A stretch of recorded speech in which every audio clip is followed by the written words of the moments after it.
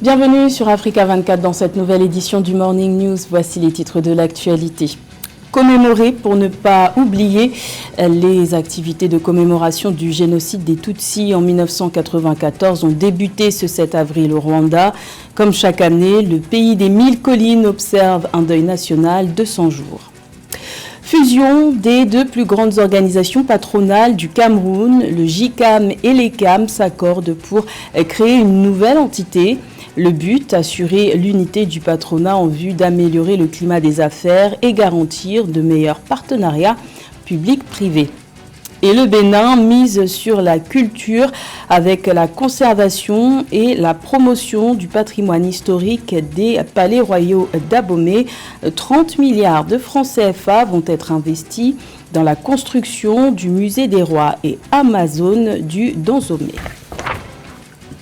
Mais tout d'abord en Éthiopie, le gouvernement a annoncé avoir commencé le démantèlement des forces armées régionales, notamment en région Amhara, un projet diversement apprécié.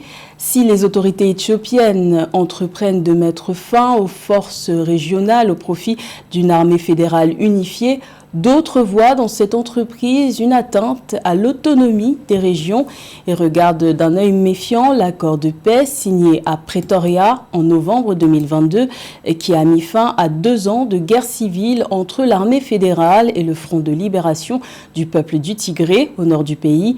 Pour tenter de convaincre les derniers réfractaires, les autorités éthiopiennes assurent que toutes les régions sont concernées par ce démantèlement et que les anciens membres de ces forces spéciales auront le choix entre être réaffectés au sein de l'armée fédérale, de la police régionale ou de retourner à la vie civile.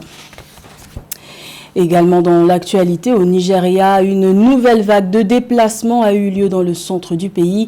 Des milliers d'habitants ont été contraints de partir de l'état de Benue le 5 avril après la mort de 47 personnes lors d'une attaque armée, selon un responsable local. Des hommes auraient ouvert le feu sur des villageois venus assister à l'enterrement de victimes d'une précédente attaque. Aucun groupe n'a revendiqué cette offensive. Il convient de rappeler que les États du nord du Nigeria sont régulièrement le théâtre d'attaques en raison de conflits armés entre éleveurs et agriculteurs. Pardonner sans oublier, c'est le message du président rwandais Paul Kagame à l'occasion de la 29e commémoration dédiée à la mémoire des victimes du génocide des Tutsis en 1994. Un drame qui a fait au moins 800 000 morts selon les chiffres de l'ONU. Comme chaque année, le pays des 1000 collines observe depuis le 7 avril un deuil national de 100 jours. La commémoration de 2023 est placée sous le thème de mémoire, unité et renouveau. Reportage de notre correspondant Fratin Dakaisenga. Un bouquet de fleurs pour rendre hommage aux victimes. Une lumière de la mémoire, signe de l'espoir renouvelé, le Rwanda débute une semaine des activités de commémoration du génocide perpétré contre les Tutsis en 1994. It's very clear that the wounds are still deep. Il est très clair que les blessures sont encore très vives. Mais je remercie tous les Rwandais d'avoir refusé d'être définis par cette histoire tragique. Et les gens ont réussi à tourner la page et à aller de l'avant. Les gens ont décidé de continuer à vivre et ont même été prêts et disposés à faire la chose la plus difficile en décidant de pardonner. Mais nous ne pouvons pas oublier. Well, but we can't forget. La flamme de l'espoir va brûler au mémorial du génocide de Kigali pendant 100 jours, le temps qu'a duré le génocide qui a emporté plus d'1 million de personnes. Pendant cette période, des activités seront organisées pour non seulement rendre hommage aux victimes, mais aussi pour éduquer les jeunes sur l'histoire du Rwanda, notamment dans cette période sombre, afin de préserver la mémoire.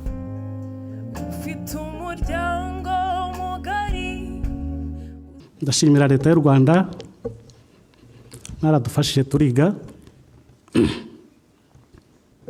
Je veux remercier mon pays et tous ceux qui nous ont aidés à reprendre l'éducation. pour avoir donné de l'abri à ceux qui n'en avaient plus et pour avoir fait en sorte qu'on puisse s'épanouir et réaliser de beaux rêves après avoir tout perdu.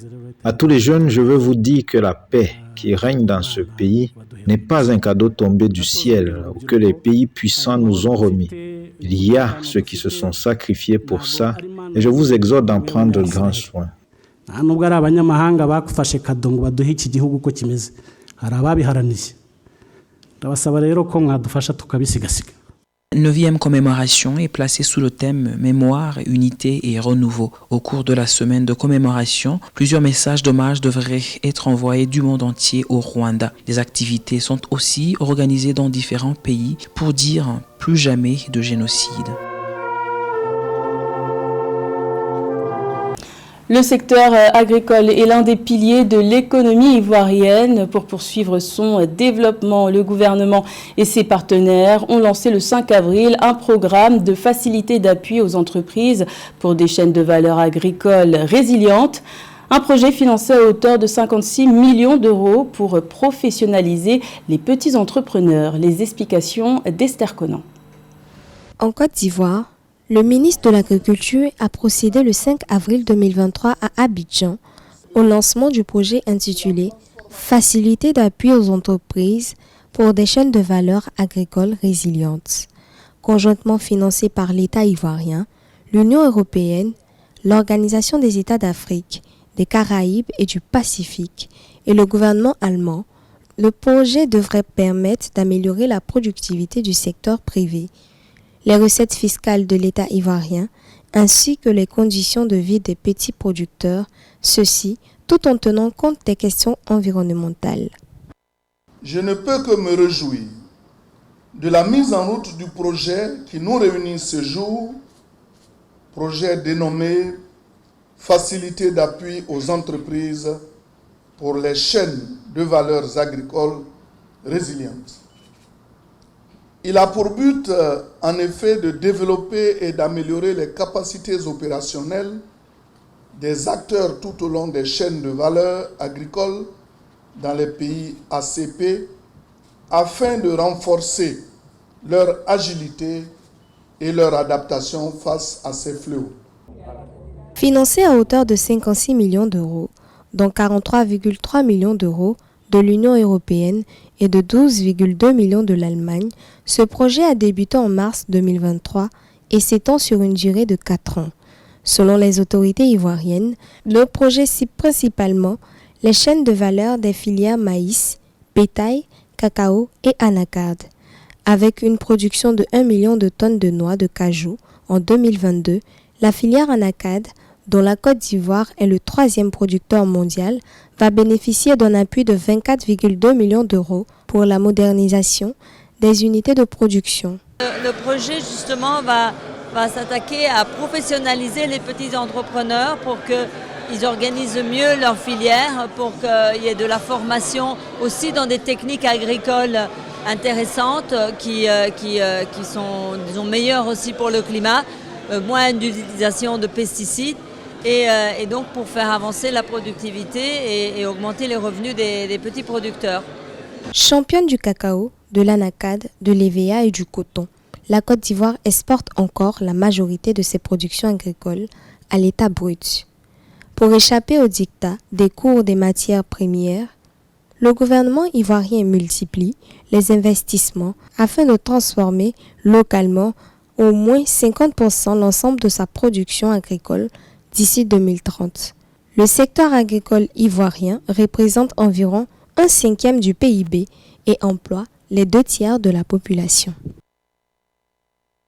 Ériger un patronat plus puissant au Cameroun, c'est l'ambition du GICAM, groupement interpatronal du Cameroun, et de l'ECAM, entreprise du Cameroun. Ces deux organismes ont décidé le 5 avril de fusionner en une seule entité. Le nom de cette nouvelle dynamique n'a pas encore été donné, mais ses objectifs sont clairs: s'imposer en interlocuteur incontournable dans le dialogue avec l'État. La plateforme devrait être opérationnelle dès janvier 2024. Plus de détails avec Nathalie Mo. Elle paraissait inconciliable Pourtant, le 5 avril 2023, les deux principales organisations patronales du Cameroun ont signé un accord inédit instituant leur fusion. 15 ans après la scission du groupement interpatronal du Cameroun JICAM, qui a conduit à la création d'entreprises du Cameroun ECAM, les deux organismes ont décidé de se réunir pour fédérer les énergies du secteur privé camerounais. On sait que malheureusement le fait d'avoir une pluralité d'acteurs ne bénéficie pas au dialogue et ne permet pas une efficacité du secteur privé dans son ensemble, avec pas mal d'entités et des opinions divergentes. Et le fait justement d'avoir une entité juridique distincte avec une personnalité juridique propre pour les deux entités représentantes, cela va permettre justement d'avoir un seul interlocuteur et cela va fluidifier le dialogue et va permettre justement d'avoir un secteur privé qui parle en un seul nom et qui va permettre d'être plus efficace et de pouvoir négocier avec les entrepreneurs et d'autres acteurs et entités qui veulent négocier avec le secteur privé. Au Cameroun, les deux principales organisations du patronat rassemblent 1400 adhérents, soit 1000 pour le JICAM et 400 pour ECAM. Alors que la première regroupe les plus gros chiffres d'affaires du pays, la seconde est spécialisée dans les petites et moyennes entreprises, petites et moyennes industries, très petites entreprises et les start-up. Une variété d'écosystèmes pour lesquels la fusion ainsi actée a pour principale visée l'assainissement du climat des affaires au Cameroun, promouvoir l'entrepreneuriat et institutionnaliser le dialogue avec le secteur public. Bien évidemment, le fait aussi d'avoir un seul acteur va permettre d'alléger les procédures, notamment d'obtention de permis de manière plus rapide. Donc bien évidemment, sur un des indices du climat des affaires, notamment l'obtention de permis, cela va générer plus d'entreprises et cela va aussi occasionner non seulement une meilleure compétitivité en termes d'entreprises qui viennent, mais aussi une meilleure compétitivité qualité. La nouvelle plateforme du patronat camerounais devient opérationnelle dès le 1er janvier 2024, selon le traité de fusion paraphé par Célestin Tawamba et Protais Ayama, respectivement à la tête du JICAM et d'ECAM. L'acte consensuel prévoit également une phase transitoire de 6 mois renouvelable une fois, au cours de laquelle 2 assemblées générales constitutives et électives doivent se tenir. À la page sport au Cameroun, les matchs du championnat d'élite senior comptant pour la 7e et dernière journée, dames et messieurs, se sont joués début avril à Douala et Yaoundé. Au terme de ces rencontres, l'identité des derniers qualifiés pour les Final Four ont été dévoilées. Les clubs BEAC Basketball pour les hommes et FAP pour les dames prennent le lead. Le point avec Christian Diamadieu et Nathalie Mo. Le club de basketball de la Banque des États de l'Afrique centrale BEAC a terminé leader de la phase régulière du championnat camerounais avec 6 victoires et 1 défaite. BEAC Basketball est en tête du quatuor qualifié pour le Final Four avec précisément Forces armées et police de Yaoundé FAP, Douala Fires Birds et École Basketball de Douala. Le trophée de champion de la saison 2023 est mis en jeu, la succession de FAP, vainqueur des 2 dernières éditions. En ce qui concerne le Final Four des messieurs, j'annonce un Final Four très électrique parce que les équipes se sont bien nivellées au cours de la saison. BEAC, je crois, a eu ses défaites comme FAP, mais seulement sur le match qui les a opposés, le BEAC a gagné FAP, ce qui fait que BEAC est en tête de cette première phase. Derrière, on a le gros outsider, École de basket, qui est une équipe rajeunie. École de basket s'est qualifiée, pourtant elle avait très mal commencé la saison. Nous avons le jeune poussin qui n'est pas négligé, Firebird, qui a fait une bonne première partie de saison. Dans le championnat d'élite dames de basketball du Cameroun, Forces armées et police de Yaoundé, version féminine, est en tête des qualifiés pour le Final Four grâce à 6 victoires et 1 défaite. Son plus gros rival Overdose Upstation, vainqueur des 4 dernières éditions du championnat, est 2e, suivi de l'université de Douala et du jeune club Baptiston Foundation. De leurs divers affrontements directs sortira le vainqueur du championnat. À mon avis, ce sont les 4 meilleures équipes à la fin de l'année qui se sont qualifiées. Et lorsqu'on voit Overdose, FAP, Université et Baptiston se sont qualifiés, ce sont vraiment les 4 meilleurs à l'heure actuelle dans notre championnat dames. Donc, ça s'annonce très chaud pour le Final Four. Les matchs du Final Four vont se disputer du 14 au 16 avril 2023. En plus de conquérir le trophée de la saison, le deuxième enjeu pour les 2 meilleures équipes féminines est la qualification pour la Coupe d'Afrique des clubs. Chez les hommes, le champion du Cameroun se qualifiera pour les éliminatoires de l'édition 2024 de la Basketball Africa League. Le Bénin dispose d'un important patrimoine culturel avec l'art contemporain, les trésors restitués ou encore les chantiers de musées. Le gouvernement a ainsi entrepris la construction du MURAD, le musée des rois et Amazones du Danzomé à Abomey, un projet estimé à 30 milliards de francs CFA. Reportage de notre correspondant Leftiounou. Un chantier école de formation des ouvriers artisans du bâti est opérationnel à Abomey, ville historique située à environ 137 km de Cotonou. Il est mis en œuvre dans le cadre de la valorisation du site palatial d'Abomey à travers la construction du musée des rois et Amazones du Dahomey. Né d'un partenariat entre le Centre de formation professionnelle et d'apprentissage d'Abomey et les Compagnons du devoir français, cet établissement permet à une centaine d'apprenants des métiers artisanaux de renforcer leurs capacités techniques sur le site de l'Institut français d'Afrique noire IFAN. L'objectif visé est de contribuer à préserver les savoirs en matière de construction et de restauration du bâti afin de redynamiser les savoir-faire artisanaux traditionnels. Il y a des métiers, à Chaume par exemple, ça n'existe pas. En formation, au CPA, bas-relief, ça n'existe pas. Donc c'est une chance pour le CPA. Et quand un centre de formation arrive à avoir cette compétence, c'est pour tout le Bénin. On leur a appris à construire une charpente qui va durer 50 ans, 60 ans, 100 ans, voire plus. Un petit peu comme on peut le voir en parallèle, je dirais Notre-Dame de Paris, par exemple. L'Agence nationale de promotion des patrimoines et de développement du tourisme a engagé une fouille archéologique sur l'espace devant abriter les travaux de construction du MURAD. Les palais des derniers rois d'Abomey, Guézo, Glélé, Béanzin et Agboli Agbo seront restaurés grâce au projet. Le gouvernement a inclus le palais Akaba et celui de la reine Tassi Hangwe dans ce dispositif. Outre les palais royaux, un musée aux standards internationaux pour accueillir les collections représentatives de l'histoire du royaume du Dahomey sera construit. Une promenade patrimoniale sur l'intégralité du site palatial d'une superficie de 47 hectares.